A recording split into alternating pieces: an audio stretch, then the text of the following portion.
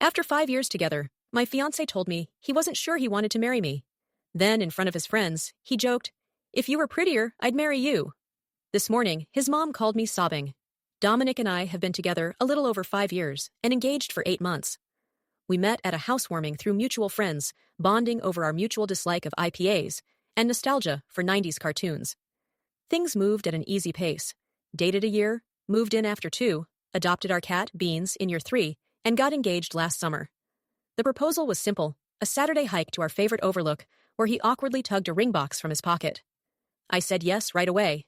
We set an October date and started planning, mostly me organizing while he nodded along. About 3 months ago, Dominic began making off comments whenever we talked wedding details. Nothing overtly negative, just wary. When I showed him venues, he'd say, "That's a lot for one day," or, "Do we need to invite that many people?" I chalked it up to budget worries or typical guy reactions. Then he started dragging his feet, replying to my wedding texts. I'd send catering options. Hours later I'd get, "Looks fine," or, "Whatever you want."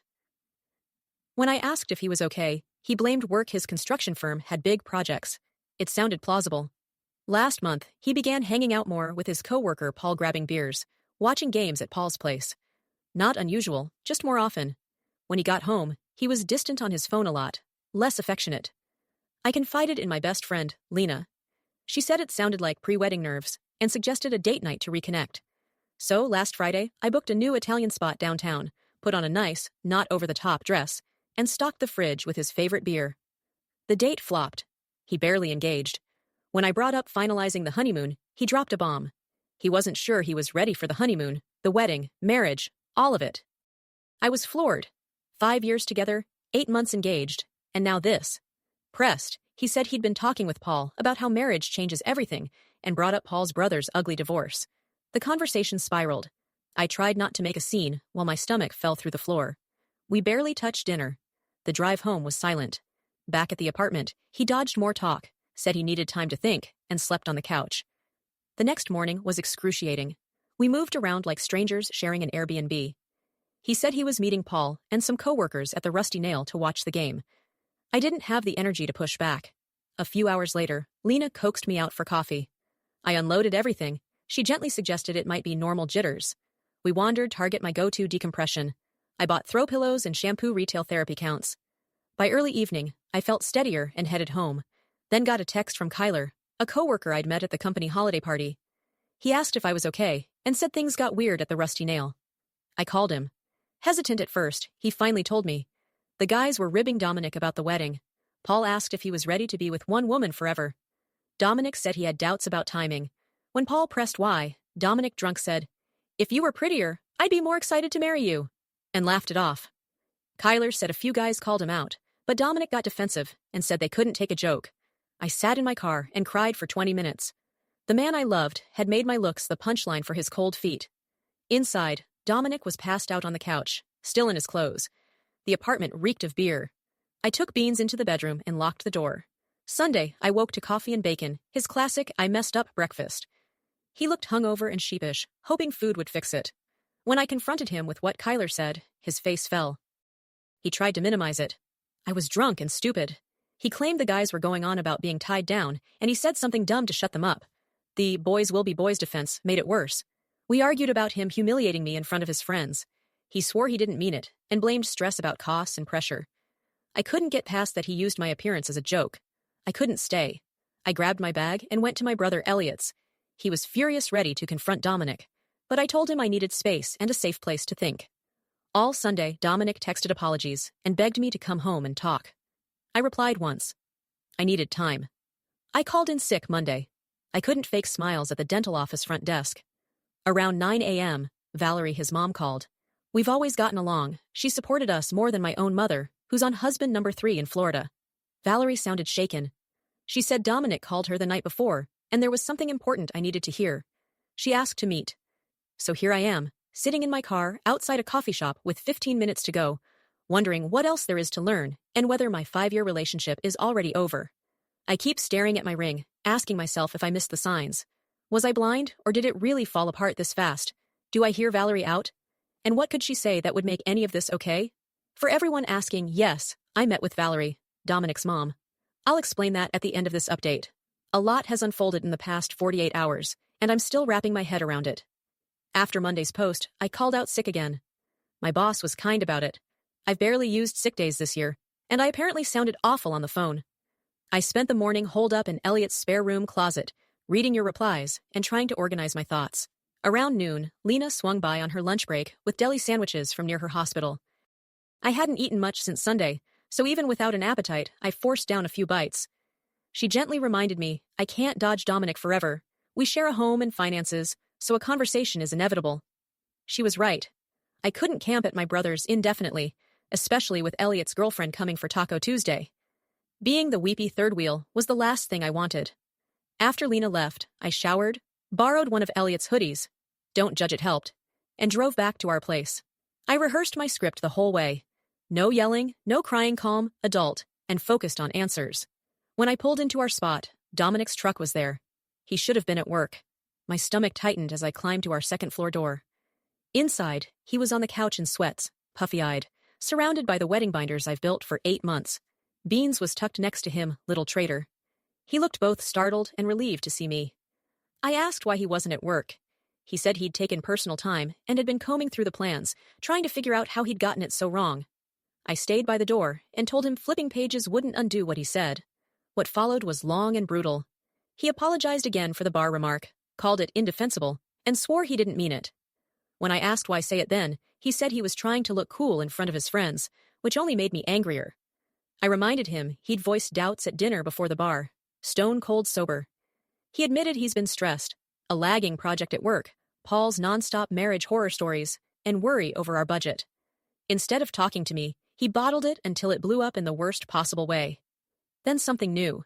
He's afraid of turning into his father. Dominic rarely mentions him.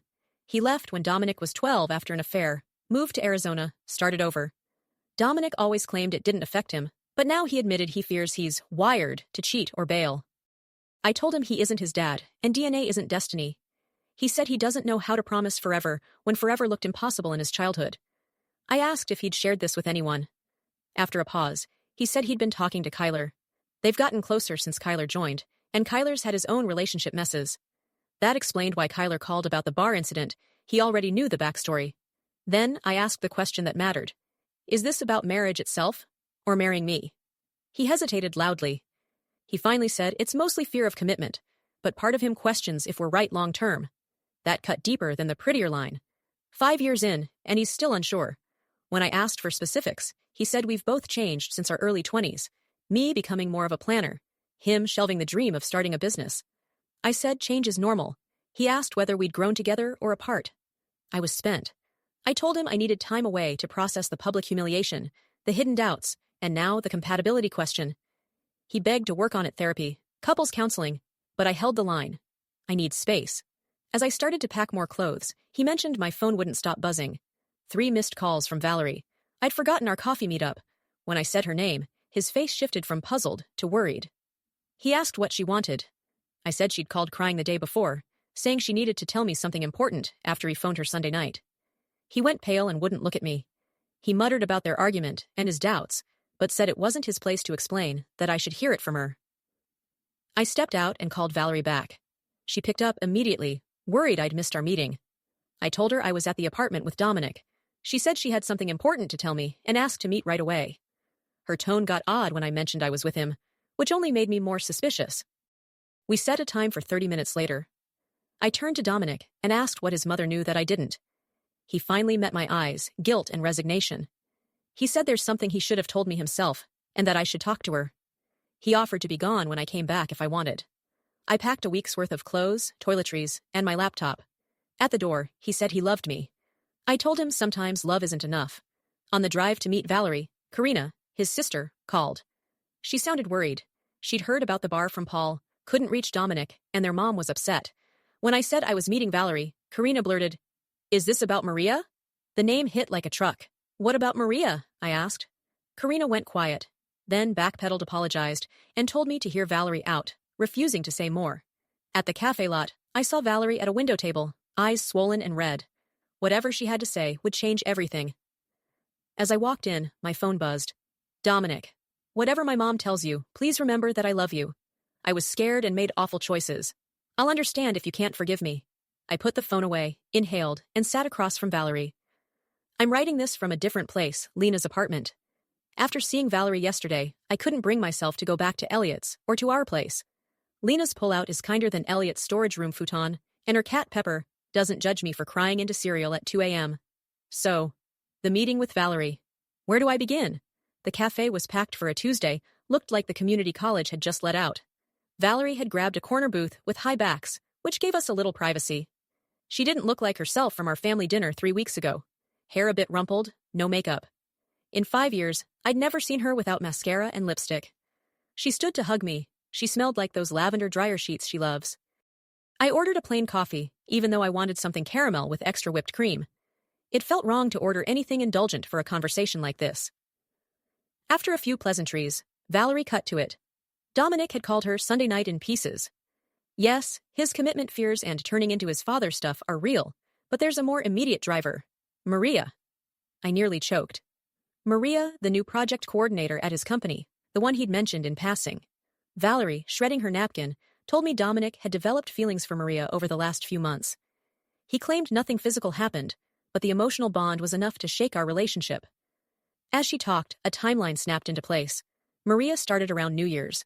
I met her briefly at the March party. By then, he was already distant glued to his phone, staying out with work friends.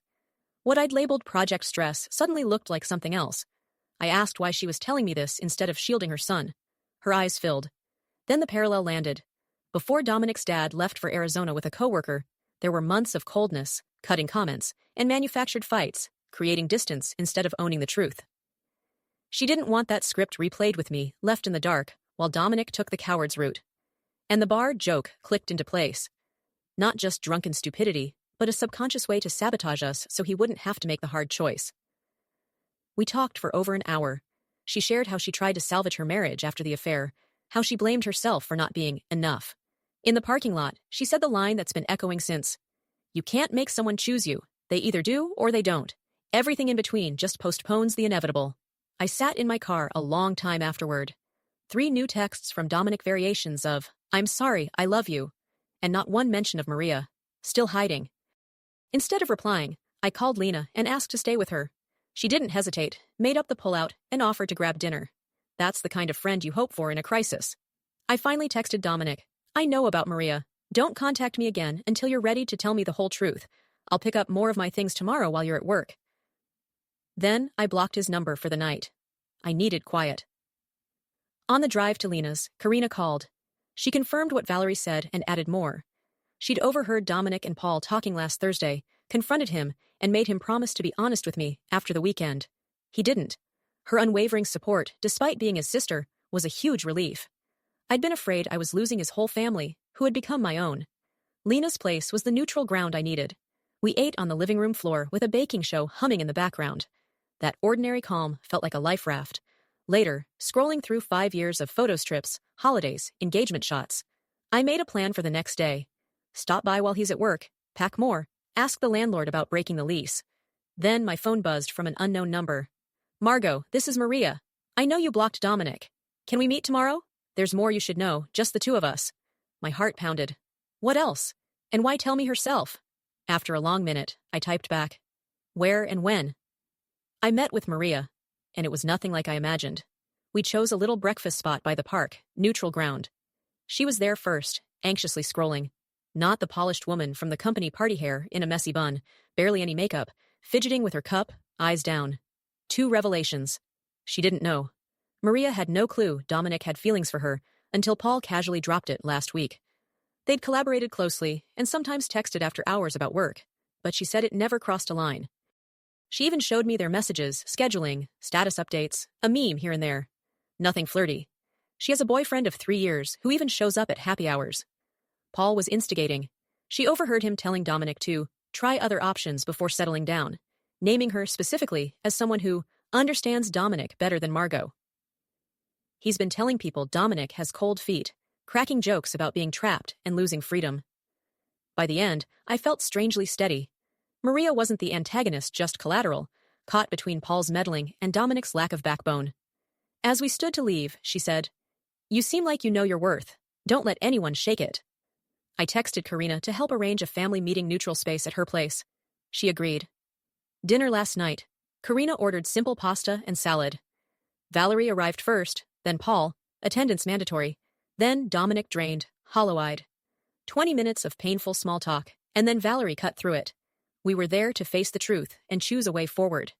I laid out what Maria told me. Paul's face moved from blank to defensive.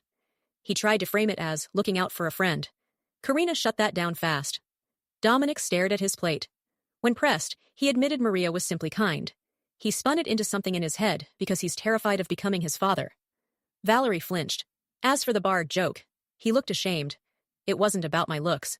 He was trying to look cool while Paul called him whipped. Instead of protecting us, he used me as a punchline. Karina reminded everyone. 3 months until the wedding. It landed like a punch save the date sent. Deposits paid. My dress hanging at Lena's, waiting for alterations. Quietly, I said it. The wedding isn't happening. Dominic started to object. I stopped him. This isn't just about Maria, or one cruel joke, or Paul's influence. It's about Dominic not being honest with me or himself. I listed the signs I'd ignored. The checked-out planning, the extra time with Paul, the widening gap. I deserve someone certain, someone who doesn't need an intervention to figure out their feelings. Paul muttered that I was being dramatic. Valerie and Karina told him, in unison, to shut up. Dominic insisted he loves me, he's just scared. I pointed out the harm is already done. Hours of hard conversation followed, tears, sharp words, especially Karina versus Paul, and unvarnished truths. Near midnight, the outcome was clear. The wedding is canceled. Our 5-year relationship is over. No shouting, no slammed doors, just a shared recognition that trust cracked. Maybe it could be rebuilt someday, but not by October, not with Maria still at work, not with that joke echoing between us. Karina drove me to Lena's afterward, promising it doesn't change my bond with her or Valerie. You're still family, she said. Back on the pullout, I sat in the dark and let it sink in. 5 years gone, wedding off, future uncertain.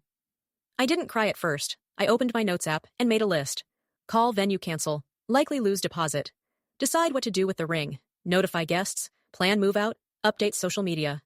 At 2 a.m., Lena padded out and sat beside me.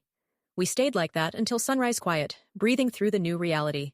This morning, Dominic texted about logistics lease, accounts, furniture. Adult, final. Elliot asked when to help pack. My mom, via cousin Grapevine, asked if she should cancel her flight. I called the venue. Deposit non-refundable $8,000 gone. Karina found a photographer willing to roll our deposit to a future event. Valerie offered to handle family calls. Small mercies matter. Paul sent a non-apology about everything happens for a reason. Deleted. Maria sent a short, genuine apology and reiterated nothing happened. I believe her. What hurts most are the ordinary leftovers. The planning binder in my tote, the reception playlist, the honeymoon folder. I chose work over a mental health day.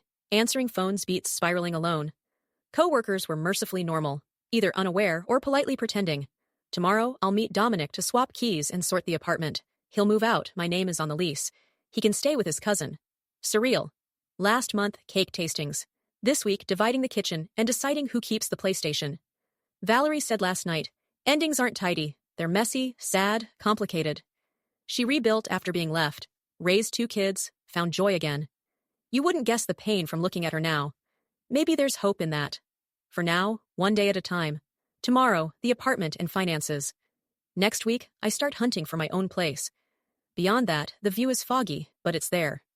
Karina invited me for coffee and mentioned a family friend with a quiet cabin if I need a reset. I haven't decided. Part of me wants silence. Part of me wants my people.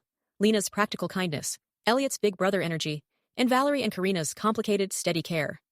I've deleted the wedding countdown app. No more pinning centerpieces or practicing a new last name. That future is gone. I don't know what's next, but I'm beginning to believe there will be something.